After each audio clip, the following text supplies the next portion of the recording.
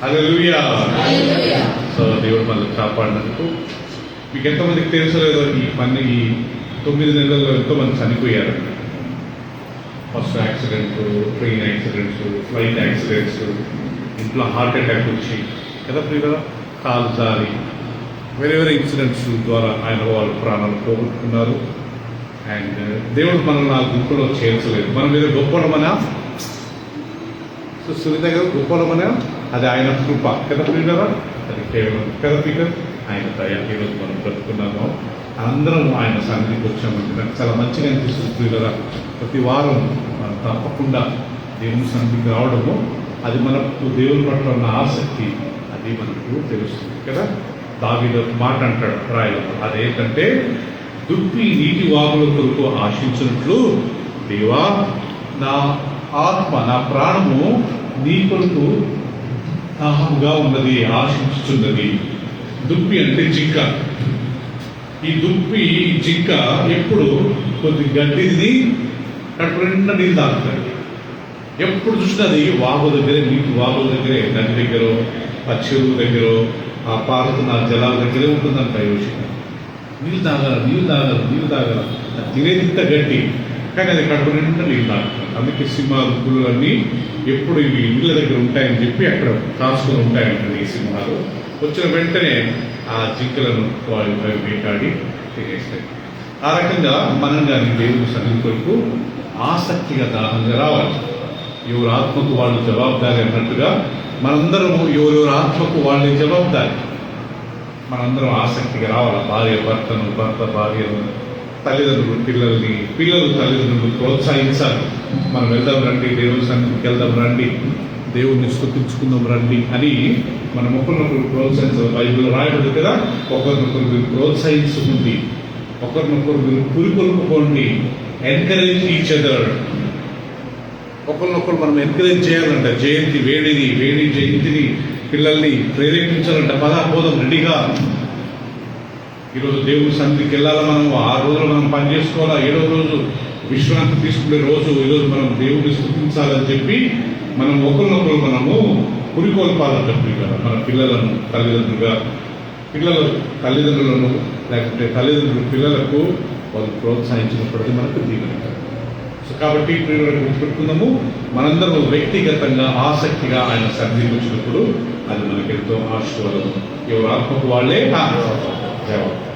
ఎవరన్నా రాలేదనుకోండి ప్రియులరా, అది దేవుడు వాళ్ళని అడుగుతాడు, అది దేవుడు వాళ్ళని చూసుకుంటాడు కదా ప్రియులరా.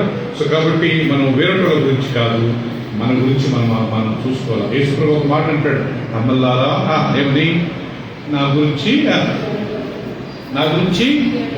ఏడవకండి. ఎవరి గురించి ఏడవండి?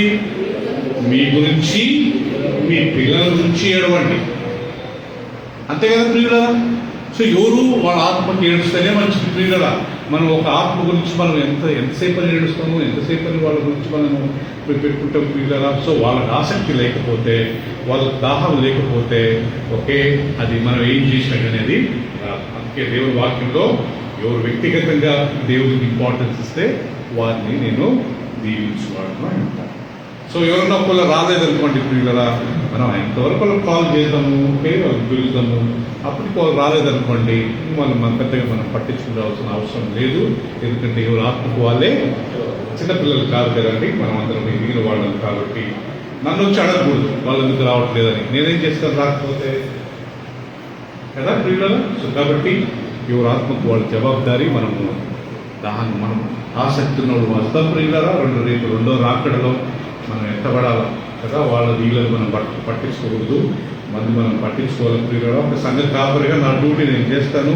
అండ్ మనం కానీ ఎవరు డ్యూటీ వాళ్ళు చేసుకుంటే రేపు యేసుప్రభు రాకడలో మనం ఎత్తబడే గ్రూపులో ఉండాలని మన యొక్క ఆశ. ఆమేన్. ప్రైజ్ లార్డ్ ప్రియులరా. రండి.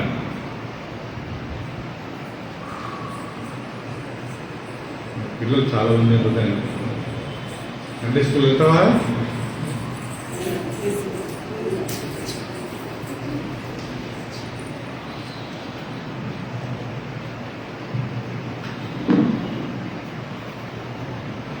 ప్రియులారా, మనము పోయిన వారము దేవుని వాక్యం నుండి కొన్ని విషయాలు నేర్చుకున్నాం. ఏం నేర్చుకున్నామంటే ఈ బైబిల్ ఎవరు రాశారు కదా, బైబిల్లో ఎన్ని గ్రంథాలు ఉన్నాయి, ఎన్ని పుస్తకాలు ఉన్నాయి, దీన్ని రాయడానికి ప్రేరేపించింది ఎవరు, కొన్ని విషయాలు మనం నేర్చుకున్నాం. నేను వాటిని కొద్దిగా మళ్ళీ కవరప్ చేసేసి ఈరోజు కొత్త లెసన్స్ మనం నేర్చుకున్నాం. ఓకే, మనం పట్టుకుంటే ఈ వాక్యము దీన్ని ఇంగ్లీష్లో బైబిల్ అంటారు, తెలుగులో జీవ గ్రంథము అంటారు. కానీ చాలా వరకు అందరూ జీవ గ్రంథాన్ని పిలవరు. ఏమంటారు? బైబిలే, లేకపోతే బైబిల్ తెచ్చుకున్నామంటారు, కానీ పరిశుద్ధ గ్రంథం తెచ్చుకున్నామని చాలా తక్కువ కదా, చాలా రేరు. కానీ దేవుని వాక్యం ప్రకారం మీకు ఎంతమందికి తెలుసు లేదో, బైబిల్ అనే మాట బైబిల్లో లేదు, ఈ వాక్యంలో లేదు. BIBLE బైబిల్ అనే మాట ఆది కాండం నుంచి ప్రకటన వరకు లేదు. బైబిల్ అనేది Latin Greek together, Latin Greek భాషల కలయిక బైబిల్ అనే మాట. బైబిల్ అంటే కలెక్షన్ ఆఫ్ బుక్స్, కొన్ని పుస్తకాలను జతపరిచిన దాన్ని ఇంతనో మనకు దాన్ని బైబిల్ అని అంటాం. కానీ జనరల్గా దీనికి దేవుని వాక్యము, పరిశుద్ధ గ్రంథము, లేఖనాలు అని మనం చెప్పాలి. ఎవరన్నా బైబిల్ అనే మాట బైబిల్లో ఉందా అంటే సింపుల్గా చెప్పాలి, లేదండి మాట లేదు. అది లాటిన్ గ్రీక్ భాషలు రెండు కలిపి ఆ యొక్క మాటను వాడు జతపరిచారు, ఏర్పరిచారు. సో కాబట్టి బైబిల్ అనే మాట మనకు బైబిల్లో ప్రియులరా లేనే లేదు. మరి ఏమని ఉందంట మనకు? దేవుని వాక్యము, లేకపోతే జీవ గ్రంథము, లేకపోతే లేఖనాలు అనే విషయాన్ని, పరిశుద్ధ గ్రంథం అనే విషయాన్ని మనము వాక్యంలో మనం తెలుసుకోవాలి. సో పోయిసారి మనం నేర్చుకున్నట్టుగా ఒకసారి తీసుకుందాం ఆ వాక్యము. యోహాను రాసిన మొదటి పత్రిక, పేతురు రాసిన రెండవ పత్రిక,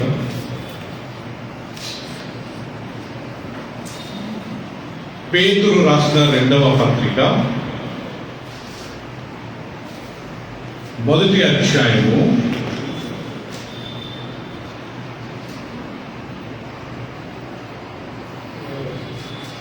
20 గమనించండి. మీ బైబిల్లో 20వ వచనం నేను చదువుతాను. పేతురు రాసిన మొదటి రెండవ గ్రంథము మొదటి అధ్యాయము 20వ వచనం మీరు తీసుకున్నట్లయితే నేను చదువుతాను. ఒకడు తన ఊహను బట్టి చెప్పుట వలన లేఖనంలో ఏ ప్రవచనమును పుట్టదని మొదట గ్రహింపవలెను. గుర్తుపెట్టుకోండి ప్రియులరా, ఒకడు తన ఊహను బట్టి, అతనికి ఇష్టం వచ్చింది వచ్చి రాయలేదంట అండి. ఒకడు తన ఊహను బట్టి లేఖనం అంటే దేవుని వాక్యంలో ఒకడు తన ఊహను బట్టి చెప్పుట వలన లేఖనంలో ఏ ప్రవచనము పుట్టలేదని మీరు గ్రహించవలేము. దాని తర్వాత అంటాడు, ఏలైనగా ప్రవచనము ఎప్పుడు మనుషునికి ఇచ్చను బట్టి కలగలేదు, కానీ మనుషులు పరిశుద్ధాత్మ వలన ప్రేరేపింపబడిన వారై దేవుని మూలముగా చెప్పండి పలికిరి. రెండు విషయాలు గుర్తుపెట్టుకో. అనశబ్ది ముందుకు వస్తావమ్మా, చాలా లిటిల్ ఆర్మా, యు డోంట్ మైండ్. సో ప్రియులారా, రెండు విషయాలు ఇక్కడ మనం గుర్తుపెట్టుకోవాలి. అదేంటంటే ఇది ఏ మనుషుని యొక్క ఊహను బట్టి రాసిన గ్రంథము కాదు. ఎవరో బుద్ధి పుడితే కొంతమంది అంటారు కదా, దేవుడు నన్ను ప్రేరేపించుండు, దేవుడు నాతో మాట్లాడాడు, అందుకే నేను ఇట్లా పాస్టర్లు మాట్లాడాను, అది ఇది అంటారు కదా. అట్ట కాదంటే తన ఊహను బట్టి, తన ఆలోచనలు బట్టి, తన తలంపులను బట్టి రాసిన లేఖనాలు కావు.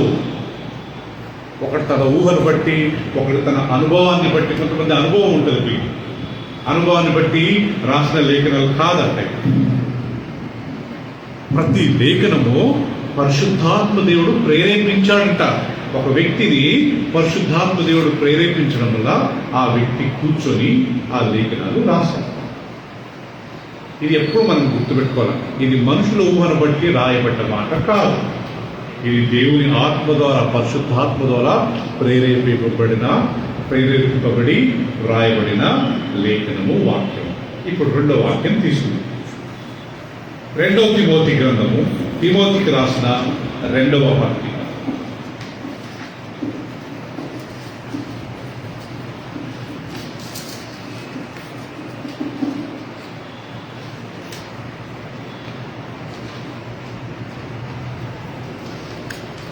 ఇక్కడ తిమోతికి రాసిన 2వ పత్రిక 3:16.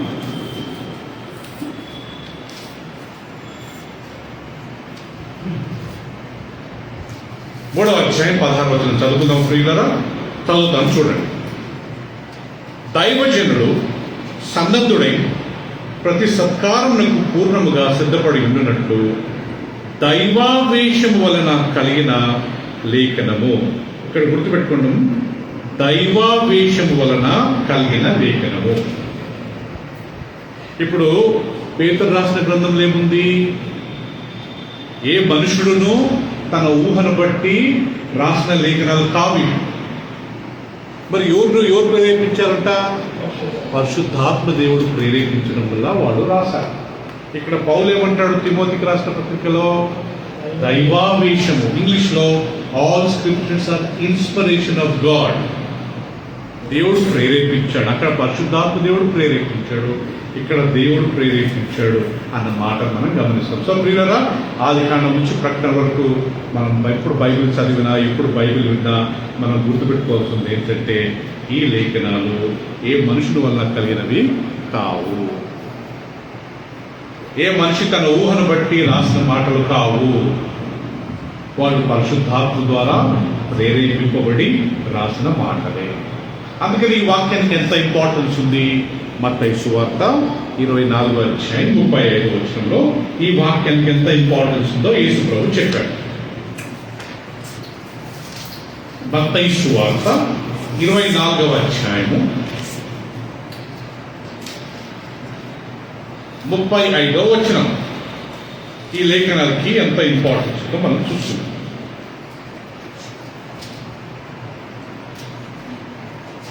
ఏమంటాడు యేసుక్రీస్తు 24:35లో? ఆకాశమును భూమియు గతించును కానీ నా మాటలు ఏ మాత్రమును గతించవు. చూసారండి? Heaven and earth will pass away. కదా Rohit? Can read? Heaven and earth will pass away. Heaven and earth will pass away. But my words will not pass away. But my words will not pass away.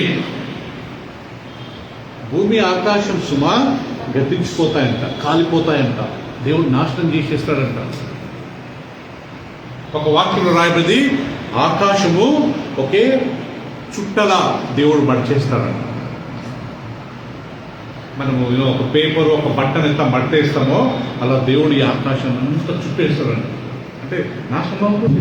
కొత్త ఆకాశము, కొత్త భూమిని దేవుడు సృష్టిస్తాడంటే సని. ఇప్పుడున్న ఆకాశం, ఇప్పుడున్న భూమి గతించిపోతాయంట. కానీ అక్కడ ఎంత చక్కగా అంటాడు, నా మాటలు గతించవు. దీంట్లో ఆదికాండం నుంచి రాయబడి ప్రకటన వరకు రాయబడ్డ ఈ మాటలు యేసుప్రభు అంటాడు, భూమి ఆకాశం అని నాశనం అవుతాయి కానీ, భూమి ఆకాశం అని ఒకరోజు కాలిపోతాయి కానీ, భూమి ఆకాశం అని ఒకరోజు గతించిపోతాయి కానీ, నా మాటలు మాత్రం ఏ మాత్రము గతించిపోవు. అవి నిత్యము నిలిచే మాటలు. ఎందుకు? ఎవరు ప్రేరేపింపబడ్డ మాటలు ఇవి? పరిశుద్ధాత్మ దేవుడు ప్రేరేపింపబడ్డ మాటలు. వింటున్నారు కదా ప్రియులారా? దేవుడు మనల్ని ప్రేరేపిస్తే ఆ దేవుని సేవకులు రాసిన మాట. పోయినసారి మనం నేర్చుకున్నాం, సర్వ శరీరులు గడ్డిని పోలిన వారు. పేతురు రాసిన మొదటి పత్రిక 1:24. సర్వ శరీరులు గడ్డిని పోలిన వారు, వారి అందము పువ్వులు పోలినది. గడ్డి ఎండిపోవును, పూలు రాలిపోవును, కానీ దేవుని వాక్యము నిత్యము నిలుచు. పేతురు రాసిన మొదటి పత్రిక. అంటే దేవుని వాక్యము ఎప్పుడే కానీ గతించిపోదు. అది మాత్రం నిలబడుతుందంట. మనుషులందరూ నాశనం అవుతారంట, మనుషులందరూ గట్టి మీద ఎండిపోతారంట, వారి అందమంతా ప్రియులలో రాలిపోతుందంట. పేతురు రాసిన మొదటి పత్రిక 1 Peter chapter 1:24. గడ్డిని పోలిన వారు. ఇక్కడ కూర్చున్న మనము, ప్రపంచంలో ఉన్న ప్రతి ఒక్కళ్ళు సర్వ శరీరులు గడ్డిని పోలిన వారు. వారి అందమంతయు గడ్డి పువ్వులే ఉన్నది. వారి అందమంతయు గడ్డి పువ్వులే ఉన్నది. గడ్డి ఎండును దాని పూలు రాలును. అయితే ప్రభు వాక్యము ఎల్లప్పుడూ నిలుచును. స్వార్థం కదా. ఏం నిలుస్తుందంట రవీంద్ర గారు? ప్రభు వాక్యం ఎప్పుడు నిలుస్తుందంట? చెప్పండి ఇప్పుడు వరకు ఎల్లప్పుడూ అంట ప్రియులారా. సర్వ శరీరులు ఆదాము నుంచి లాస్ట్ మనిషి వరకు ఎవరు ఉంటారో మనకు తెలియదు. వాళ్ళందరూ గడ్డిని పోలిన వారంట. మనం కానీ గడ్డి లాంటి వాళ్ళమంట. వారి అందము పువ్వు లాంటిదంట. గడ్డి ఎండిపోతుంది, పువ్వులు రాలిపోతాయి, కానీ దేవుని వాక్యము ఎల్లప్పుడూ నిరంతరము నిలుచును. హల్లెలూయా. అది ప్రియులారా దేవుని వాక్యానికి ఉండే ఇంపార్టెన్స్. దేవుని వాక్యానికి ఉండే ఇంపార్టెన్స్ ఏంటి? అది దేవుని ద్వారా ప్రేరేపింపడ్డది, పరిశుద్ధాత్మ ద్వారా ప్రేరేపింపడ్డది. కనుకని భూమి ఆకాశం గతించిన నా మాటలు మాత్రం గతించవు. రెండవది ప్రియులారా సర్వ శరీరులు గడ్డి లాంటి వారంట. ఇక్కడ కూర్చున్న మనం అందరం ఎలాంటి వారు? జయంతి గడ్డి లాంటి వాడమంట. మన అందం ఎలాంటిది? పువ్వు లాంటిదంట. గడ్డి ఎండిపోవును, పువ్వు రాలిపోను. ఏమి నిలబడుతుంది లాస్ట్ వరకు? వాక్యం ప్రియులారా ఎంత చక్కటి మాట కదా. చాలాసార్లు చెప్పాను, ఈ టెక్నాలజీ, ఈ డబ్బు, ఈ బంగారము, ఈ మొబైల్ ఫోన్స్, ఈ ఏరోప్లేన్, ఆ టెక్నిక్స్ చూడాలా. ఎన్ని వైర్లు, ఆ ఇంజిన్, ఆ మిషన్స్, ఆ మొబైల్ ఫోన్లో ఉండే ఆ యొక్క చిప్స్, ఇవన్నీ ఎంత తెలివి, అవన్నీ నాశనం అయిపోతాయి, అన్ని గతించిపోతాయి. ఎవరైతే భక్తిగా వాక్యాన్ని గౌరవిస్తారో, ఎవరైతే భక్తిగా దేవుని ప్రేమిస్తారో, ఎవరైతే భక్తి గల జీవితం కలిగి ఉంటారో వాళ్ళ ప్రియుల వాళ్ళ తండ్రిలో, ఎందుకంటే ఆ వాక్యం మాత్రమే నిత్యం నిలుస్తుంది. సో మనం పోయిన వారం మనం నేర్చుకుంది ఏంటంటే ప్రియుల బైబిల్ గురించి మనం ధ్యానించుకుంటూ, మొత్తం బైబిల్లో ఎన్ని పుస్తకాలు ఉన్నాయంట? 66 పుస్తకాలు. 66 పుస్తకాలలో పాత నిబంధన, కొత్త నిబంధనగా దాన్ని విభజించారు. ఇంకొక విషయం చెప్పడం మర్చిపోయాను. ఈ 66 పుస్తకాలు రాసింది టోటల్గా 40 మంది. ఇది బాగా గుర్తుపెట్టుకోండి, టోటల్గా 40 మంది రాశారు. దీన్ని రాయడానికి ఇంచుమించు అప్రాక్సిమేట్గా, పర్ఫెక్ట్ టైం కాదు పీటర్, ఇంచుమించు అప్రాక్సిమేట్గా 15 నుంచి 1600 సంవత్సరాలు పట్టిందంట. 15 నుండి 1600 సంవత్సరాలు పట్టిందంట. ఆదికాండము, నిర్గమకాండం, లేవియకాండం, సంఖ్యాకాండం ఒకే రోజు రాయలేదు ప్రియులరా. కొద్దిగా టైం తీసుకుని ఒక 6 నెలలో లేకపోతే 1 సంవత్సరము మళ్ళా దేవుడు ప్రేరేపించి, దాని తర్వాత ప్రకటన గ్రంథము మొన్న రాశారు. ఎవరు? యోహాన్ రాశారు, యేసు చనిపోయిన తర్వాత. అదే ఆదికాండము చాలా పాతగా రాశారు. ఎవరు అంటుండే యోబు గ్రంథం అన్నిటికంటే ఫస్ట్ గ్రంథం అంట. లేఖనాలలో యోబు గ్రంథం ఫస్ట్ లేదు, అది ఎక్కడో మధ్యలో ఉంటుంది. కానీ వాస్తవానికి యాక్చువల్గా యోబు గ్రంథమే ఫస్ట్ గ్రంథం అంట. అలా 1600 సంవత్సరాలు, 15 నుంచి 1600 సంవత్సరాలు పట్టించారు పీటర్. 40 మంది రాశారంట ప్రియుల ఈ వాక్యం. ఇక్కడ ఒక బ్యూటీ ఏంటంటే, ఈ 40 మంది రాసిన ఎవరైనా అతడు రాసింది తప్పని వాళ్ళకు ఎలాంటి కాంట్రవర్సీ లేదు. కొన్నిసార్లు యెషయా రాసింది మత్తయి కోట్ చేశాడు కదా, యెషయాలో ఇలా రాయబడ్డది, నిర్గమకాండంలో ఇలా రాయబడ్డది. యేసు ప్రభు శిలువలో చనిపోయేటప్పుడు ఆయన ఎముకలలో ఒక్క ఎముక ఎరగదని చెప్పి ఆల్రెడీ కీర్తనకారుడు దావీదు చెప్పాడు. మత్తయి సువార్త దాన్ని కోట్ చేస్తున్నాడు. యేసు ప్రభు చనిపోయేటప్పుడు ఆయన ఎముకలలో ఒక ఎముక ఎరగదని దావీదు ఆల్రెడీ కోట్ చేశాడు కదా. అంటే ఈ 40 మందికి దేవుడు ప్రేరేపించాడు కాబట్టి అతడు రాసిన తప్పు, అతడి తప్పు అని ఎవరే కానీ కాంట్రవర్సీ చేసుకోలేదు ప్రియులరా. వాళ్ళు ఒక్కరికొకరు ఏకీభవించుకుని దాన్ని రాశారు. ఇంకొక విషయం, ఇది ఎవరి గురించి రాశారు ప్రియులరా? గుర్తుపెట్టుకుందాము, ఇది బేసిక్గా రాసింది మా అందరి కొరకు. హల్లెలూయా. ఒట్టి వాళ్ళ గురించి అనుకోకూడదు. బైబిల్ ఎన్నోసార్లు మనం చదువుతున్నాం. వాళ్ళకి జరిగిన విషయాలు ఈరోజు మనకు పాఠంగా దేవుడు ఉంచాడు. ఆదికాండం నుంచి ప్రకటన వరకు ప్రియులరా రాసిన ప్రతి మాటలు మన గురించే రాశారనే విషయాన్ని మనం మర్చిపోతాం. నో డౌట్ ఆ రోజుల్లో ఆదికాండం కాలంలో ప్రియులరా యూదులు ఉండేవారు, ఇశ్రాయేల్ జనాంగం ఉండేవారు. తర్వాత యేసుక్రీస్తు కాలంలో గ్రీకులు లేకుంటే ప్రియులరా వేరు వేరు వాళ్ళు ఉండేవారు. చివరికి ఈరోజు మనం గ్రీకులం కాదు, మనం హీబ్రూలం కాదు, మనమంతా అన్యులం. కానీ ఈరోజు అది మనకు కానీ వాడబడుతుంది కదా, మనకు కానీ లాభకాయం కదా. సో కాబట్టి గుర్తుపెట్టుకోవాలా, ఈ వాక్యము నా గురించే రాశారు, ఈ వాక్యము నా గురించి దేవుడు ప్రేరేపించాడు. సో కాబట్టి ఆ వాక్యం గుర్తుపెట్టుకోవాలి. బైబిల్ అనే మాటకు అర్థం ఏంటి తెలుసండి? BIBLE. ఇంగ్లీష్లో బైబిల్ అనే మాటకు చెప్తాను, గుర్తుపెట్టుకుంటున్నారా? Book, it brings life eternal.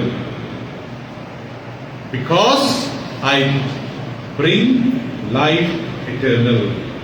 మూడవది, behold I bring life eternal. ఇంకొకటి, basic instructions before living earth. Basic instruction before living earth. ఈ భూమిని విడిచిపెట్టి మనం వెళ్ళకముందు పీటర్ మనకు ముఖ్యమైన విషయాలను దేవుడి యొక్క బైబిల్లో, అందుకే దానికి BIBLE అనే మాట ఉంది. మేము చిన్నగా ఉన్నప్పుడు సండే స్కూల్లో నేర్చుకున్నాం ఒక పాట, అదేంటంటే BIBLE, that's the book for me when I stand upon the word of God. BIBLE, sing. BIBLE, that's the book for me when I stand upon the word of God. BIBLE, sing together. BIBLE, that's the book for me when I stand upon the word of God. BIBLE, once again. BIBLE, yes, that's the book for me when I stand upon the word of God. BIBLE. So BIBLE అంటే అర్థం ఏంటంటే Rohit, basic instructions before living the earth. ఈ భూమిని విడిచిపెట్టక ముందు మనకు దేవుడు చాలా ముఖ్యాంశములను ఈ వాక్యం ద్వారా మనకు నేర్పించాడంటే ప్రియులారా, ఈ విషయం మనం నెక్స్ట్ టైం బైబిల్ తీసినప్పుడు మనకు కన్ఫ్యూజ్ కాకూడదంటే ప్రియులారా, ఫస్ట్ ఏం రాయబడ్డది? ఆదికాండం నుంచి ప్రకటన వరకు మనం నేర్చుకున్నాము, దాన్ని ధర్మశాస్త్రము అంటారు. ఏమంటారు చెప్పండి ప్రియులారా, అర్థం చెప్పండి. ధర్మశాస్త్రం, లా, LAW, లా అంటే అర్థం ఏంటి? లా అంటే చట్టాలు. ఈ 5 పుస్తకాలలో మనకు అన్ని చట్టాలు గురించి ఉన్నాయంటే ప్రియులారా. అఫ్ కోర్స్ ఆది కాండము అన్నిటికీ బిగినింగ్, అన్నిటికీ ప్రారంభం అదే. మనుషులను ఎలా సృష్టించాడు, భూమిని ఎలా సృష్టించాడు, ఫస్ట్ మర్డర్, ఫస్ట్ పాపం, అన్ని ఫస్ట్ మొదటిగా అనే మాట ఆది కాండం అంటారు. ఇంగ్లీష్లో ఆది కాండం అంటే the book of beginnings. Book of అన్ని, ప్రతిదానికి బిగినింగ్ అన్నీ ఉంటుంది మీకు. రెండవది నిర్గమ కాండము అంటే అర్థం ఏంటంటే దేవుడు ఇశ్రాయేల్ జనాంగాన్ని 430 సంవత్సరాల బానిసత్వం నుంచి విడిపించి అక్కడి నుంచి బయటికి పంపించాడు. ఎక్సడస్ అంటే విడుదల. చెప్పండి, ఎక్సడస్ అంటే ఏంటి? విడుదల. ఎక్సడస్ రెండవ పుస్తకం. ఆదికాండం అన్ని బిగినింగ్, అన్ని ప్రారంభం, అన్ని స్టార్టింగే. కానీ సెకండ్ బుక్ ఎక్సడస్, విడుదల. ఇశ్రాయేల్ జనాంగం 430 సంవత్సరాలు బానిసలు ఉన్నారంటే ఐగుప్తు దేశంలో. వాళ్ళు దేవుడికి మొరపెడితే శ్రీలేఖ గారు దేవుడు వారిని విడిపించాడంట. విడిపించి మోషేని పంపించాడంట, పో వాళ్ళని దేవుడు విడిపించుకుని రమ్మని. మోషే వాళ్ళని విడిపించుకుంటూ వచ్చాడు. మూడవ పుస్తకం ఆదికాండం, నిర్గమకాండం, లేవియ కాండం. ఇక్కడ దేవునికి ఏ రకంగా మనం బలులు అర్పించాలా, ధాన్య అర్పణ,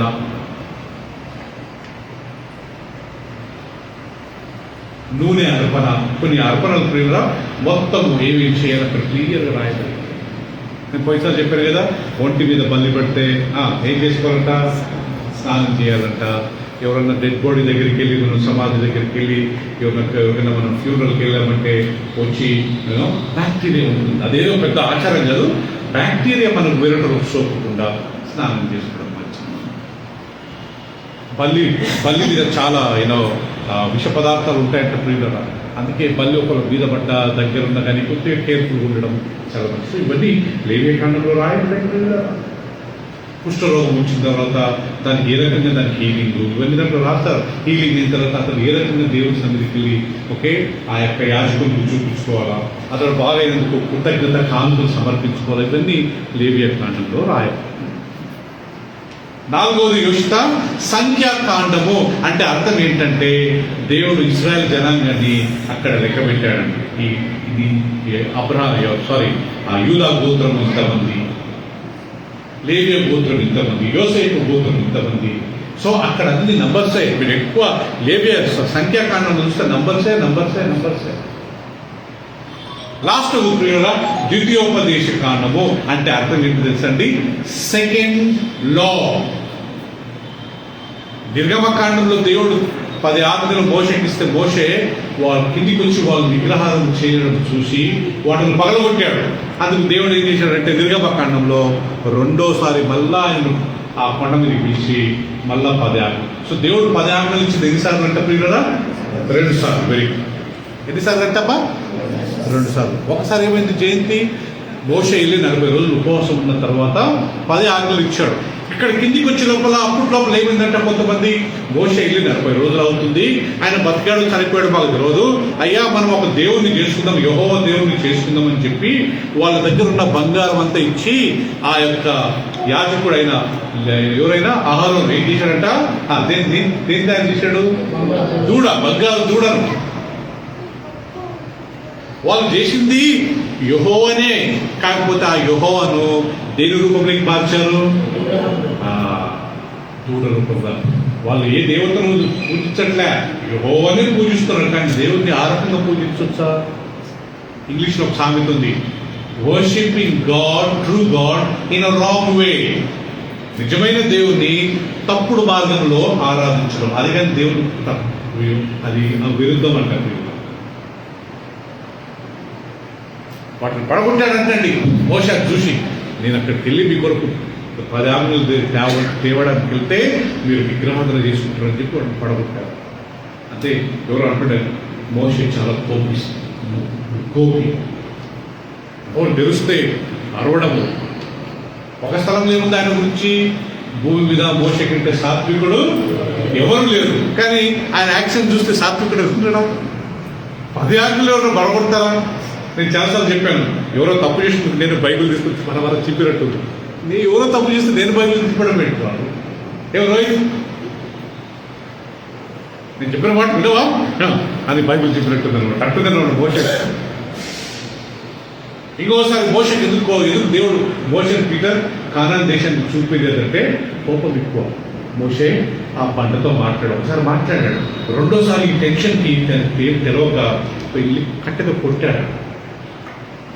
నువ్వు కట్టెతో కొడతావా? నేను చెప్పిన మాట వీల్లేదా అని చెప్పి దేవుడు నీళ్ళు ఆపాడా? లేదు.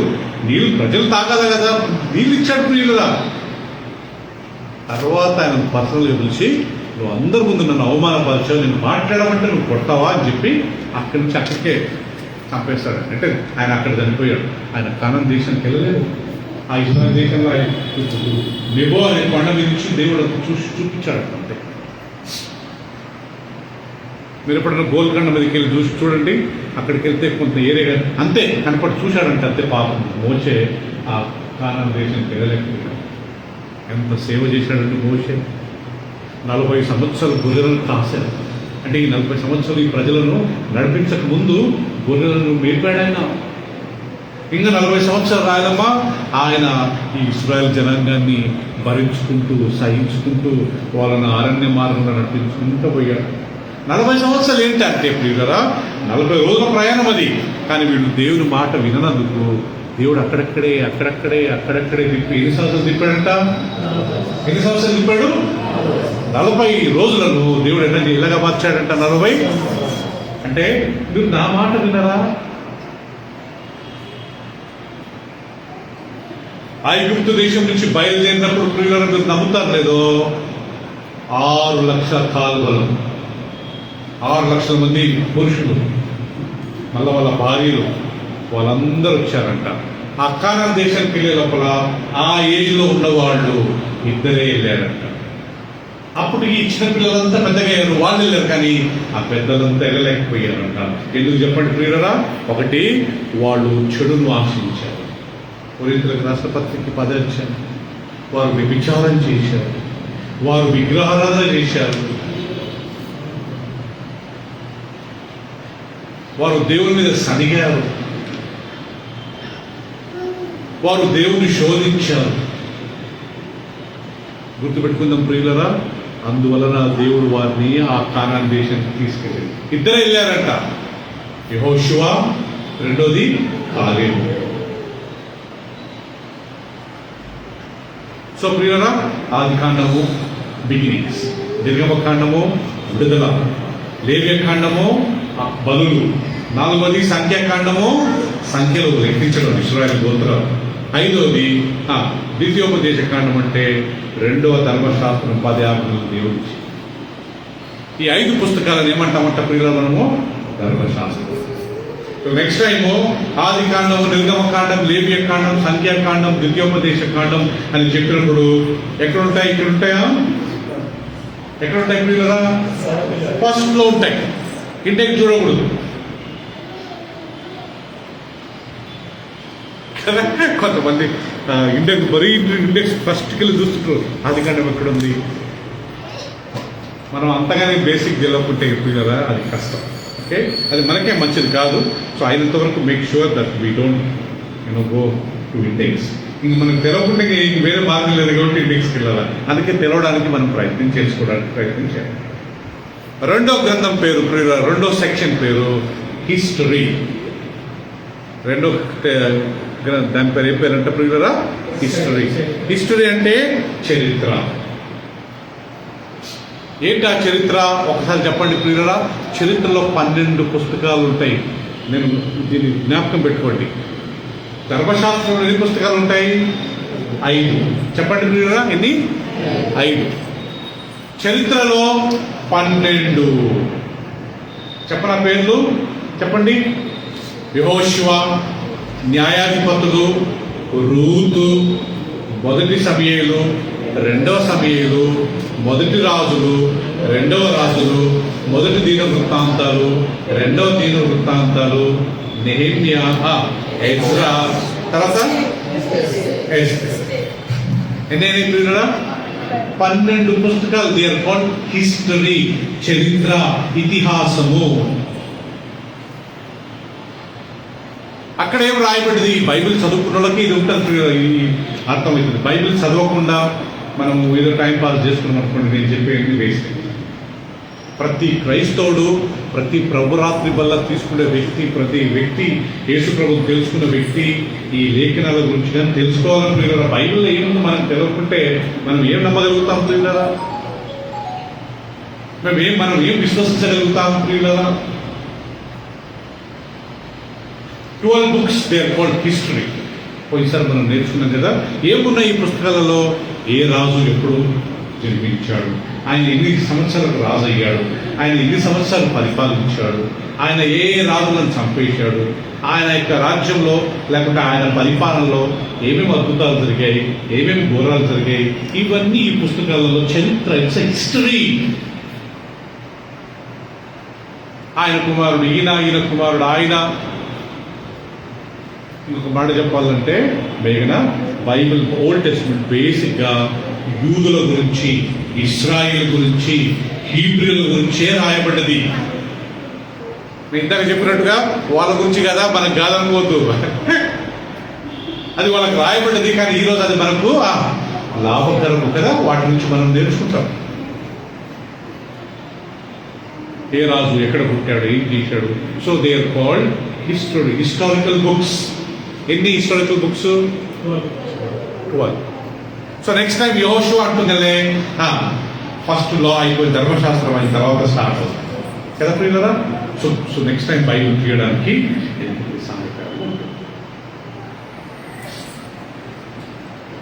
మూడో సెక్షన్ పేరు ప్రియులారా మనం పోయినసారి నేర్చుకున్నాము, పోయిట్రీ. ఏం పేరంట? మూడో దాని పేరు పోయిట్రీ, పద్య భాగము, బుక్ ఆఫ్ విజ్డమ్, జ్ఞాన పుస్తకాలు. ఏంటి ఆ జ్ఞాన పుస్తకాలు ప్రియులరా? అవి ఎన్ని ఉన్నాయంట చూడండి. ఒకటి యోగ గ్రంథము, రెండోది కీర్తనలు, మూడోది సామెతలు, నాలుగోది సాంగ్స్ ఆఫ్ సాలోమోన్. ఇంకోటి ఏది? పరమగీతము. కరెక్ట్. మళ్ళా చదువుతాం యోబు గ్రంథము, దాని తర్వాత కీర్తనలు, సామెతలు, ప్రసంగి, మేబీ వీ కెన్ టేక్ పరమగీతం. ఇవన్నీ జ్ఞాన పుస్తకాలు. ఇవి చదివినప్పుడు మనము ప్రియులరా మనకు జ్ఞానం పెరుగుతుందంట పీటర్. ఎవరి పట్ల? దేవుని పట్ల. సామెతలు చదివినప్పుడు మనుషులతో మనం ఎలా ఉండాలో మనం నేర్చుకుంటాము. కీర్తనలు చదివినప్పుడు దేవునితో మనము ఎలా ఉండాలో మనం నేర్చుకుంటాము. సామెతలు మనము ప్రసంగి చదివామనుకోండి, మన జీవితం ఈ లోకంలో వ్యర్థం అనే విషయాన్ని మనం నేర్చుకుంటాము. So third book is called poetry, book of wisdom, books of wisdom. ఒకప్పుడు మాకు నేర్పించేవారు దేవుని సేవకులు ప్రియులారా, ప్రతిరోజు కీర్తన ఒక అధ్యాయము, సామెతలు ఒక అధ్యాయం, కీర్తన ఒక అధ్యాయం, సామెతల అధ్యాయం. కీర్తనలు ఎన్ని అధ్యాయం? సామెతలు ఎన్ని అధ్యాయాలు ఉన్నాయి? 31. కీర్తనలు ఎన్ని అధ్యాయాలు ఉన్నాయి? 150. సో వాళ్ళు ఏం చెప్పేవారంటే బ్రదర్ ఆర్ స్టాండ్లీ అని ఒక ఆయన ఉండేవారు. ఆయన వాళ్ళు చెప్పేవారు, ఫస్ట్ 31 అధ్యాయం చదువుకో, ఇక్కడ ఒక 31 అధ్యాయం చదువుకో. సెకండ్ సెక్షన్ మళ్ళా సామెతలు స్టార్ట్ చేయి, ఇక్కడ 61 అధ్యాయం నుంచి స్టార్ట్ చేయాలి. అలా మనం చదువుకుంటే ప్రియురా దేవుని పట్ల, మనుషుల పట్ల మనం ఎలా ప్రవర్తించాలా, ఎలా ఉండాలనే విషయాన్ని మనం అక్కడ నేర్చుకుంటాం. సో కాబట్టి ప్రియురా ఇది చాలా ఇంపార్టెంట్. బైబిల్ అంటే ఏంటో మనకు తెలియదు, దాంట్లో స్ట్రక్చర్ ఏంటో మనం తెలవకుంటే మనకు ప్రియురా రేపు ఆత్మీయంగా మనం ఎదగడం కొద్దిగా కష్టం. తెలుసుకోవడంలో తప్పేముంది? రైట్. 4వ పుస్తకం, 4వ సెక్షన్ పేరు ఏం పేరంట ప్రియురా? మేజర్ ప్రాఫిట్స్, పెద్ద ప్రవక్తలు. వీళ్ళు ఎవరంట ప్రియురా పెద్ద ప్రవక్తలు? పోయిసారి మనం నేర్చుకున్నాము. యెషయా, ఇర్మియా, యెహెజ్కేలు, తర్వాత దానియేలు. 4 పెద్ద ప్రవక్తలు. ఎందుకు వాళ్ళు పెద్ద ప్రవక్తలు? చాలా హైట్ ఉన్నారా? మన ఆనంద్ పేరు వాళ్ళ హైట్ ఉన్నందుకో, లేకుంటే లావు ఉన్నందుకు కాదు ప్రియులరా, లేకుంటే చాలా పుస్తకాలు రాసినందుకు కాదు. వాళ్ళు ప్రవచించిన ఆ ప్రవచనంలో చాలా ఇంపార్టెంట్ ప్రవచనం. యేసు ప్రభు ఎక్కడ పుడతాడు? బెత్లెహేములో పుడతాడు. ఎగ్జాంపుల్ ప్రియులరా. సో యేసుక్రీస్తు ఎలా జరిగింది? ఇవన్నీ ప్రియులరా యెషయా కొన్ని విషయాలు మనం తెలిపాడు ప్రియులరా. అందుకే వీళ్ళను పెద్ద ప్రవక్తలు, they are called major prophets. ఆ 4 ప్రవచనాలు, ఆ 4 పుస్తకాలలో రాయబడ్డ ఈ రోజు మనకు నెరవేర్చబడుతున్నాయి. యేసుప్రభు ఎక్కడ పుట్టాడు? యేసుప్రభు పుట్టినప్పుడు జ్ఞానులు వస్తారు, ఆయన చనిపోతాడు, ఆయన ఎముకలలో ఒక్క ఎముకని ఎరిగిపోదు. ఇవన్నీ ఆ ప్రవక్తలు చెప్పిన మాటలే. పెద్ద ప్రవక్త.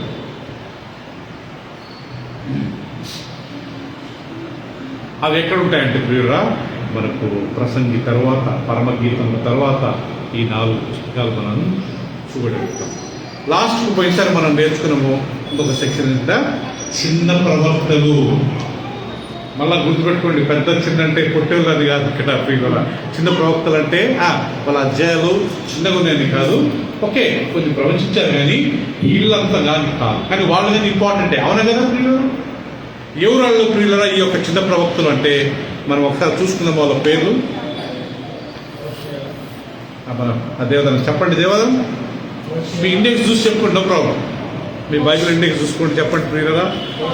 హోషియా, యోవేలు, ఆమోసు, ఒబదాయా, యోనా, మీకా. చెప్పండి, అందరూ చెప్పండి ప్రియులరా. మీకా, నాహోము, హబక్కుకు, జఫన్యా, హగ్గై, జకరియా, మలాకి. చెప్పండి ఎంతమంది ఉన్నారు వీళ్ళు? రైట్. అక్కడ హిస్టారికల్ బుక్స్ ఎన్ని ఉన్నాయి? గుర్తుపెట్టుకోవాలి ప్రియులరా. హిస్టారికల్ బుక్స్ ఎన్ని ఉన్నాయంట? 12. చిన్న ప్రవక్తలు 12. సో ఇప్పుడు ఒక్కసారి అది మనం గుర్తుపెట్టుకున్నాం అనుకుంటున్నాం ప్రియులరా, మనకు అప్పుడు తెలుసుకో. Okay right, understand. So just know what is the structure of the Bible. So 39 పుస్తకాలు అయిపోయినాయి ప్రియులరా. ఫస్ట్ దాని పేరు ధర్మశాస్త్రం, లా. దాంట్లో 5 పుస్తకాలు ఉన్నాయంట. రెండో దాని పేరు, సెక్షన్ పేరు హిస్టరీ, చరిత్ర. దాంట్లో ఎంతమంది ఉన్నారంట? 12 పుస్తకాలు ఉన్నాయి ప్రియులారా. మూడోది జ్ఞాన సంబంధమైంది, లేకపోతే పద్య భాగం, బుక్ ఆఫ్ విజ్డమ్, జ్ఞాన పుస్తకం. దాంట్లో ఎంతమంది ఉన్నారంట? 5 పుస్తకాలు ఉన్నాయంట. దాని తర్వాత పెద్ద ప్రవక్తలు. ఎవరు ఈ పెద్ద ప్రవక్తలు? 4. ఒకటి యెషయా, రెండోది ఇర్మియా, మూడోది ఎజెకియల్, నాలుగోది దానియేలు. చిన్న ప్రవక్తలు ఎంతమంది ఉన్నారంట? 12. ఓకే, ఇది ఓల్డ్ టెస్టిమెంట్ అయిపోయింది. ఇప్పుడు will come to the new testament. New testament కొద్దిగా ఇంపార్టెంట్, కొద్దిగా ఇంట్రెస్టింగ్గా ఉంటుంది. న్యూ టెస్టిమెంట్ ప్రియురా గ్రీకు భాషలో రాయబడ్డది. ఏ భాషలో? గ్రీకు భాష. ఓల్డ్ టెస్టిమెంట్ ఏ పుస్తకం ఏ భాషలో రాయబడ్డది? Hebrew plus Aramaic. అరామిక్ ఏమేమి రాయబడ్డది? ఎజ్రా, దానియేలు గ్రంథం, ఈ 2 రాసింది అరామిక్ భాష. మెయిన్ అంతా హీబ్రూ, ఈ 2 పుస్తకాలే, నెహెమ్యా అండ్ దాని తర్వాత ఎజ్రా అండ్ దానియేలు. ఇప్పుడు న్యూ టెస్టిమెంట్ మొత్తం గ్రీకు భాషలో రాశారు. యేసు ప్రభు కాలంలో ప్రియులరా గ్రీకు భాష చాలా ఇంపార్టెంట్ ఉండే, కానీ యేసు ప్రభు మాట్లాడేది అరామిక్ భాష. రైట్, ఇక్కడ కానీ మనకు ప్రియులరా ఒక 4-5 సెక్షన్ల కింద ఉంటుంది. మొదటిది గాస్పల్స్, సువార్తలు. ఏంటి ఆ 4 గాస్పల్స్ ప్రియులరా? అందరు చెప్పండి. మత్తయి సువార్త, రెండోది మార్కు సువార్త, మూడోది లూకా సువార్త, నాలుగోది యోహాను సువార్త. చెప్పండి ప్రియుల 4 పుస్తకాల పేరు. నెంబర్ 1 మత్తయి సువార్త, రెండోది మార్కు సువార్త, అందరు చెప్పండి. మూడోది లూకా సువార్త, నాలుగోది యోహాను సువార్త. దే ఆర్ కాల్డ్ సువార్తలు, గాస్పల్స్. గాస్పల్స్ అంటే మంచి వార్త, శుభవార్త. యేసు ప్రభు ఈ లోకానికి వచ్చింది ఏం చెప్పడానికి? శుభవార్త. దేవుడు ఈ లోకం ఎంతో ప్రేమించి తన కుమారుని ఈ లోకానికి పంపించాడనే మాట అక్కడ మనం చదువుతాం. రైట్, మత్తయి సువార్త ఎవరు రాశారు? మత్తయ్యే రాశారు. మత్తయి ఎవరు? Tax collector. ఒకరోజు బైబిల్లో రాయబడింది, మత్తయి ఒక చైరు, ఒక టేబుల్ వేసుకొని ఆయన పుస్తకాలు పెట్టుకొని ఆయన రాస్తున్నప్పుడు యేసుక్రీస్తు ఆ మార్గం వెళ్ళాడంట. కమాన్ ఫాలో మీ అన్నాడంట. అంతే, అన్ని అక్కడ డబ్బులు, ఆ పుస్తకాలు అన్ని వదిలేసి యేసు ప్రభువును వెంబడించాడట. అందుకే దేవుడు ఆయన ఈ యొక్క పుస్తకం రాసి ఒక భాగ్యాన్ని ఇచ్చాడు, మత్తయి సువార్త. మత్తయి సువార్త ఏమని రాశాడు ప్రియుడా? మత్తయి సువార్త యేసుక్రీస్తు రాజు అని రాశాడు. అందుకే దేవుని రాజ్యము, రాజు వస్తాడు, అంత రాజు రాజ్యము, రాజు రాజ్యము. మత్తయి సువార్త రాజు గురించే రాయబడింది. దేవుని రాజ్యము అనే మాట, దేవుని రాజ్యము అనే మాట, రాజు అనే మాట. ఇలా అడుగుతాడు, నువ్వు యూదుల రాజువేనా?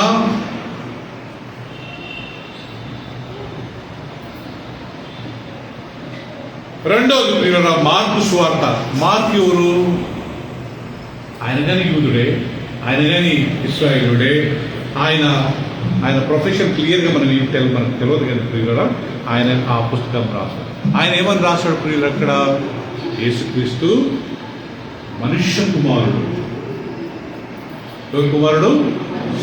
మనుష్య కుమారుడు. అందుకే బైబిల్లో మీరు చదివినప్పుడు మనుష్య కుమారుడు వచ్చినప్పుడు మనుష్య కుమారుడు ఈ రకంగా చెప్తున్నాడు.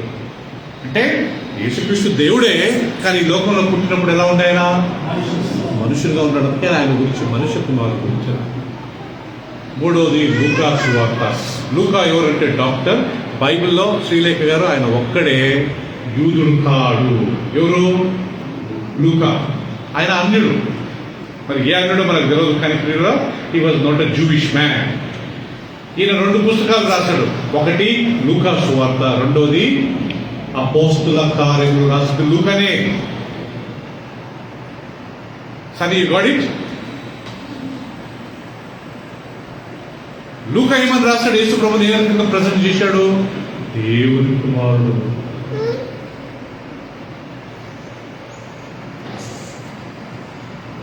నాలుగోది యోహాను సువార్త.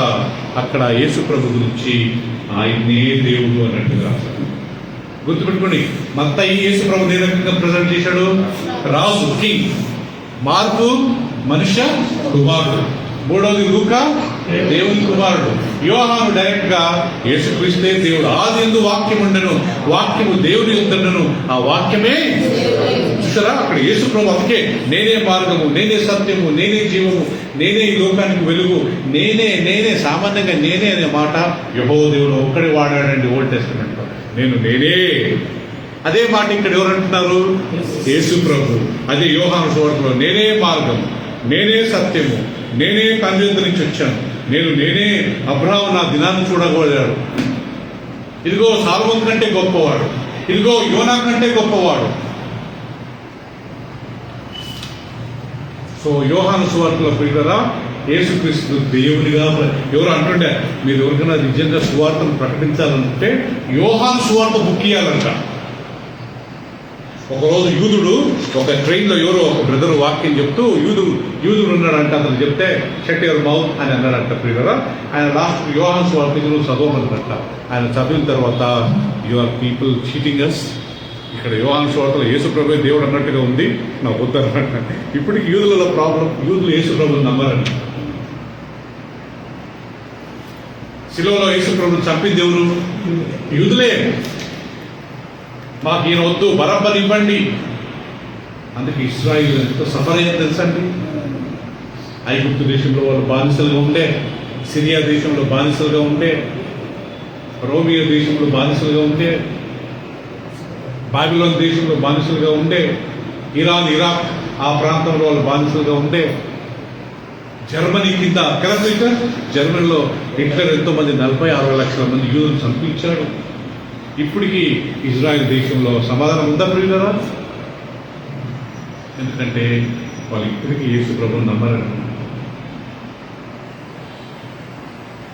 అందుకే 4 సువార్తలలో యోహాను సువార్త ఆయన్నే దేవుడు అన్నట్టుగా ప్రవచించారు. 4 సేమ్ రాయబడ్డది ప్రియులారా. ఏం రాయబడింది సేమో? యేసు ప్రభు చేసిన అద్భుతాలు, యేసుక్రీస్తు చెప్పిన ఉపమానాలు, చివరికి యేసు ప్రభు శిలువలో చనిపోయింది, పాతి పెట్టబడ్డది, పునరుత్థానుడైంది, పరలోక రాజ్యం ఆహరణమైంది. ఈ 4 పుస్తకాలలో ఉంది. ఆయన జననం గురించి ఇద్దరే రాశారు. ఎవరెవరు? మత్తయి సువార్త, లూకా సువార్త రాశారు. మళ్ళా మార్కు సువార్త, యోహాను సువార్త ఆయన ఎక్కడ జన్మించాడో, ఎలా జన్మించాడో లేదు. రవీందర్ గారు నెక్స్ట్ స్టెప్, నెక్స్ట్ బుక్ ఏదంటే ప్రియులారా? చరిత్ర, history, the book of history. ఏంటి ఆ పుస్తకం పేరు?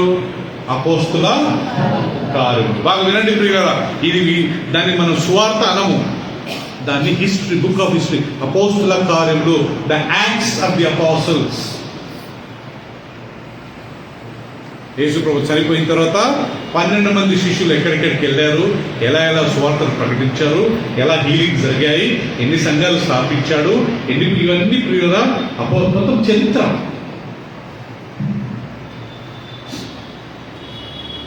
దాని తర్వాత ప్రియుల we have letters to the church. సంఘానికి రాయబడ్డ, బాగా గుర్తుపెట్టుకోండి, కొన్ని పౌలు రాశాడు, కొన్ని సంఘాలకి రాశాడు, కొన్ని వ్యక్తులకు రాశాడు. It's a personal letters to the people. ఏంటి సంఘానికి రాసిన లెటర్లు చెప్తామా? 1 చెప్పండి ప్రియులారా, రోమా పత్రిక, రెండోది 1 కొరింథీ, రెండోది 2 కొరింథీ, తర్వాత ఎఫెసీ, గలాతీ, ఎఫెసీ, దాని తర్వాత ఫిలిప్పు, కొలోసి, 1 తెస్సలోనిక, 2 తెస్సలోనిక. ఇవి సంఘాలకు రాశాడు. ఎన్ని ఉన్నాయండి టోటల్గా? అరే చెప్పా, ఎన్ని ఉన్నాయి?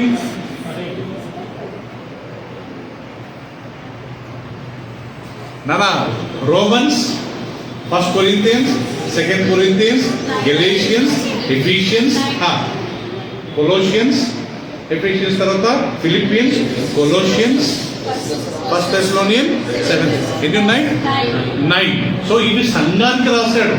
1 తిమోతి, 2 తిమోతి, టైటస్, ఫిలోమోన్, ఇవి వ్యక్తులకు రాసినాయి. ఇవి సంఘాలు కాదు. తిమోతి సంఘమా? తీతు సంఘమా? ఇది ఎవరికి రాశాడు?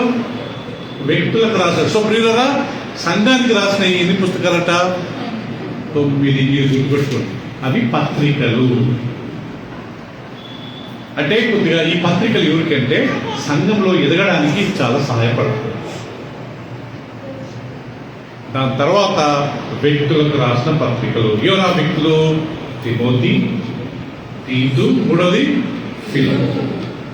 ఈ ముగ్గురు సిస్టర్లు వ్యక్తులు. వీళ్ళంతా ఒక చర్చ్లో పాస్టర్స్గా ఉండేవారు. దేవుని సేవలో వాళ్ళు అప్పుడు ఎదుగుతున్నారు. తిమోతి, అందరి ముందు మంచి సాక్ష్యం పొందు. నీ యవ్వన ఇచ్ఛలను బట్టి వేరేటోళ్ళు నీ గురించి తీర్పు తీర్చకూడదు. ఈ అబ్బాయి ఏంటి ఎప్పుడు అమ్మాయిలతో మాట్లాడుతున్నాడు, ఈ అమ్మాయి ఏంటి ఎప్పుడు అబ్బాయిలతో మాట్లాడుతుంటుంది, ఇలాంటి సాక్ష్యం పాడు చేసుకోవద్దు. సంఘంలో అందుకే మనం చాలా కేర్ఫుల్గా ఎప్పుడు గర్ల్స్తో మాట్లాడటము, ఎప్పుడు బాయ్స్ దగ్గరే ఉండడము, ముఖ్యంగా యవ్వనస్తులు పెళ్లి కాని వాళ్ళు చాలా కేర్ఫుల్గా ఉండాలంట. ప్రియులారా, పౌలు రాస్తాడు, తిమోతి, నీ ఎవరి ఇచ్చ నుంచి కొద్దిగా దూరం పారిపో. నీకు కొద్దిగా థాట్స్ ఉండొచ్చు, కొద్దిగా ఐడియాస్ రావచ్చు, అక్కడి నుంచి దూరం పారిపో. ఒక్కసారి పేరు పాడేందంటే వేస్ట్. ఇక్కడ నిలబడి పాటలు పాడుతున్నాం, లీడ్ చేస్తున్నాం కదా, బైబిల్ రీడింగ్ చేస్తున్నాము, పాటలు పాడుతున్నాము, సాక్ష్యం మంచిగా లేకపోతే ఇక్కడ నిలబడి నువ్వు ఎంత ప్రసంగం చేసినా వేస్తే. మంచి సాక్ష్యం మెయింటైన్ చేసుకో. చెప్పాలంటే మనము ఆ వ్యక్తి చాలా మంచోడండి, అమ్మాయిలతో ఎక్కువ ఆయన స్పెండ్ చేయడు, అబ్బాయిలతో ఎక్కువ స్పెండ్ చేయడు, ఈజ్ ఇంటెన్షన్ సో క్లీన్. తాటి చెట్టు కింద కూర్చొని పాలు తాగినా ఏమనుకుంటారంట? కల్లే. అట్ట మన ఇంటెన్షన్ బాగున్నా ఎప్పుడు ఆడలతో ఎప్పుడు మొగలతో మాట్లాడడం అనుకోండి, ఎప్పుడు వాళ్ళతోనే టైం స్పెండ్ చేసామనుకోండి, మన గురించి మన సాక్ష్యం పాడైతే లేదా? మీరు గ్యారెంటీ పాడైంది. ఎప్పుడైనా నవ్వడంలో తప్పేం లేదు, కానీ డబల్ మీనింగ్స్తో మాట్లాడి ఆడలతో మొగలతో డబల్ మీనింగ్స్తో మాట్లాడి అనవసరం పేరు పాడండి, సాక్ష్యం పాడండి. ఒక్కసారి ఆడ పేరు పాడింది అనుకోండి, మనం ఇక్కడ ప్రసంగం చేసి అయ్యా ఈయన వాక్యం చెప్పడమా, అయ్యా ఈయన నా వర్షిప్ రీడ్ చేసేది, నాకు భయం అంటే ఆ మాట ఉంటే. 20 సంవత్సరాల నుంచి మనం అలవాల్లో ఉంటున్నాం ప్రియులరా. సో ఆ యొక్క సాక్ష్యాన్ని కాపాడుకోవడానికి నేను ఎంతో ప్రయత్నం చేస్తున్నాను. అందుకే అయినంత వరకు అమ్మ, మనం ఎవరికైనా మాట్లాడితే అమ్మ, సిస్టర్. మా మిస్సెస్ ఎప్పుడు చెప్పేది, వాళ్ళ చర్చిలో ఒక పాస్టర్ కృష్ణమోహన్ అని ఉండేవారు. ఆయన ఎవరితో మాట్లాడినా అమ్మ అమ్మ అమ్మ, సిస్టర్ గారు, అక్క. వాళ్ళు మనకంటే చిన్నోళ్ళ కదా పర్లే, అక్క చెల్లి అనుకోవాలి కదా ప్రియుల. దేవుడు ఒక ఏజ్ పెట్టాడు మనకు మ్యారేజ్కి, ఆ ఏజ్ పెడతాడు, అప్పుడు దేవుడు చూపిస్తాడు, అప్పుడు చేసుకుందాం పెళ్ళిళ్ళు. ఇప్పుడు నుంచే మనం ఆ పిచ్చి పిచ్చి తలపులు పెట్టామనుకోండి, మన సాక్ష్యము పాడు కదా. ఇదైతే ఎప్పుడు అమ్మాయితో మాట్లాడుతున్నాడు, ఈయనండి ఎప్పుడు లేడీ కదా జోకులు చేసుకుంటుంటాడు. ఎంత చెడ్డ అభిప్రాయం లేదు, ఎంత చెడ్డ సాక్ష్యం అది. కొంతమంది మన ఫెలోషిప్లో ఉన్నారు ప్రియురా, నాకు ఎంత మంచిగా అనిపిస్తుందంటే వస్తారు, మంచిగా ఆరాధిస్తారు, అందరినీ కలుస్తారు. ఫెలోషిప్లో ఉండడం తప్పేం లేదు, కాకపోతే ఎప్పుడు ఆడవుతున్నాయి, ఎప్పుడు ఈ మొగలు ఎప్పుడు ఆడవుతున్నాయి, ఎప్పుడు ఈ లేడీస్ ఎప్పుడు మొగలుతున్నాయి, అదంతా చెడ్డ సాక్ష్యం. సంఘంలో మెయింటైన్ చేస్తాం. కొన్ని చర్చలలో మరీ గవర్నమెంట్ తెలుసండి, ఆ చర్చ్ కొంచెం అబ్బాయి అమ్మాయి ఇద్దరు ప్రేమించుకున్న చర్చలను పెళ్లి చేసుకుంటాం. మన అల్వాళ్ళ ఇప్పటివరకు అలాంటివి జరగలేదు, జరగకూడదు. మీ అమ్మాయిని నాకు తీస్తారండి, మా అబ్బాయిని ఇద్దరు ఒకే చర్చికి వెళ్తారండి, ఇద్దరు ఒకరినొకరు ఇష్టపడ్డారండి, పెళ్లి చేసుకుంటారు. అంటే దరిద్రం కదా ప్రియులారా. ఇప్పుడు మందిరానికి వెళ్ళేది దేనికి? దేవుని ఆరాధించి వాక్యం వినడానికి కదా. మందిరంలో అబ్బాయిని చూడడం ఏంటి, మందిరంలో అమ్మాయిని చూడడం ఏంటి? బయట ఎక్కడైనా బయట ఎక్కడైనా వేరే వేరే వేరే వాళ్ళని చూసుకోవాలి, కానీ చర్చకు వచ్చే అబ్బాయిని చూసుకుని ఇక్కడ పెళ్లి చేసుకోవడం ఏంటి? గుర్తుపెట్టుకోండి, మన ప్రైజ్ లార్డ్ ఫెలోషిప్లో నాకు నేను మొదలు చెప్పింది ఏంటంటే, ఇదే చర్చకు వస్తూ అబ్బాయి అమ్మాయి పెళ్లిళ్ళు చెప్పి నేను మాత్రం దాన్ని ఒప్పుకోను. అది తప్పు. అంటే నీ ఇంటెన్షన్ ఈ రోజు వరకు రాంగ్ ఉండే అన్నమాట.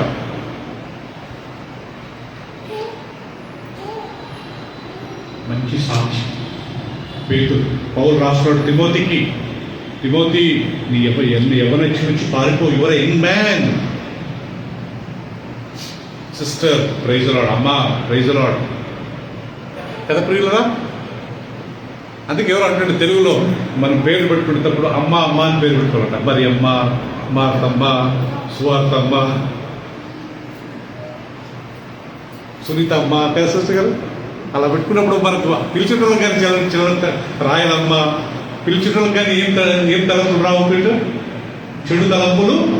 అమ్మ అని వచ్చింది ఇక్కడ శ్రీలేఖమ్మ, జయంతమ్మ అంటే ఇంగ్లీష్ పేర్లు వద్దంటారా, పెట్టుకోవచ్చు అంటే ఇంగ్లీష్ పేర్లు కానీ కదా. అంటే నా పాయింట్ ఏంటంటే యవ్వనస్తుల కొద్దిగా మనం కేర్ఫుల్ ఉంటే అది చాలా మంచి మంచి సాక్షి. దాని తర్వాత ప్రియులరా ఇంకా కొన్ని పుస్తకాలు ఉన్నాయి. ఆ పుస్తకాలు ఏంటంట చెప్పండి. యాకోబు పత్రిక, రెండవది మొదటి పేతురు, రెండవ పేతురు, మొదటి యోహాను, రెండో యోహాను, మూడో యోహాను. ఈ 5 పుస్తకాలు లేకపోతే ఈ యొక్క 6 పుస్తకాలు ప్రియులరా వ్యక్తులు సంఘాలకు రాసినాయి.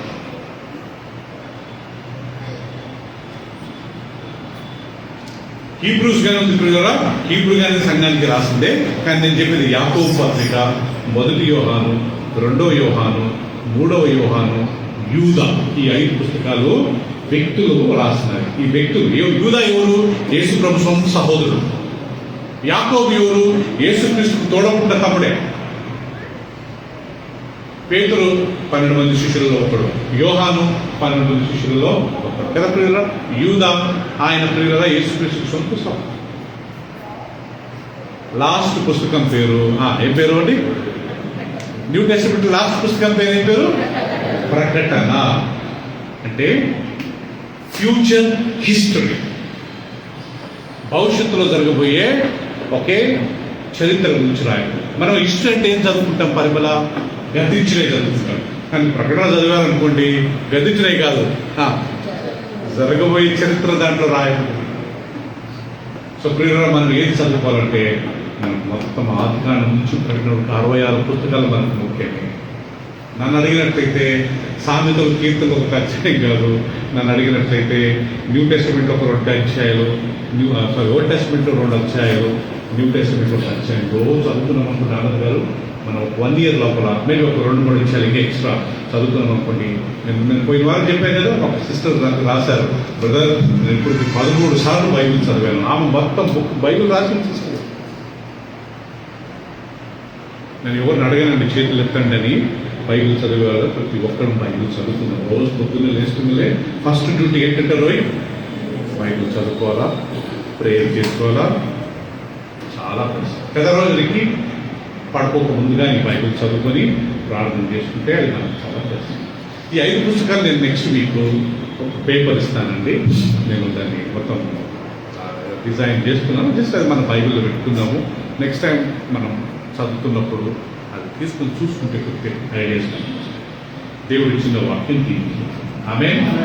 ఈరోజు నా ఈ టాపిక్ ఏంటో పెద్ద ఇన్స్పిరేషన్ ఉండకపోవచ్చు, కానీ కొద్దిగా ఇన్ఫర్మేషన్ ఉంది. వాక్యము 2 రకాలంట. ఒకటి ఇన్ఫర్మేషన్, బైబిల్ స్టడీలో ఎలా ఇన్ఫర్మేషన్ ఇస్తామో. రెండోది ప్రసంగం. ప్రసంగం అంటే మన హృదయాలను తాకే మాటలు ఉంటాయి. సో కాబట్టి ఈరోజు మనం ఎక్కువ చదువుతుంది ఇన్ఫర్మేషన్ గురించి. So hope you understood the structure of the Bible. Next time నుంచి మనం బైబిల్ తీసినప్పుడు చదివేటప్పుడు ఇవి మన మనసులో ప్రార్థన చేసుకున్నప్పుడు అందరం కళ మనసుని. తండ్రి అయిన దేవ, పరిశుద్ధులైన ప్రభువా, థ్యాంక్ యూ ప్రభువా, తిరిగి చక్కటి అవకాశాన్ని మాకు ఇచ్చారు. నీ లేఖనాల ద్వారా మాకు అనేక సత్యాలు నేర్పించినందుకు మేము వందనాలు, స్తోత్రాలు, కృతజ్ఞతలు చెల్లిస్తున్నాము ప్రభువా. మరి ముఖ్యంగా పాత నిబంధన, కొత్త నిబంధనలు ఉండే కొన్ని సత్యాలు మాకు నేర్పించారయ్యా. అయ్యా నీ యొక్క వాక్యం రాయడానికి 15 నుంచి 1600 సంవత్సరాలు పడుతుంది. నీ సేవకులు 40 మంది ఆ వాక్యాన్ని రాశారు. ఈరోజు అది మాకు దీవెనకరం. నీ వాక్యము భూమి ఆకాశం గర్జించును, కానీ నీ మాటలు గర్జించు. సర్వ శరీరులు గడ్డిని పోలిన వారు, వారి అందము ప్రభువా నాయన అది పువ్వులు పోలినది. గడ్డి ఎండిపోవును, పువ్వులు రాలిపోవును, కానీ నీ వాక్యము నిరంతరం నిలిచి ఉన్నది. ఎంత చక్కటి మాట. మేము అయినంత వరకు ప్రభువా నీ లేఖనాలను ఎప్పుడు మర్చిపోకుండా ప్రతిరోజు నీ వాక్యం చదివి ప్రార్థన చేసుకుని మా దినాలను, మా యొక్క టైం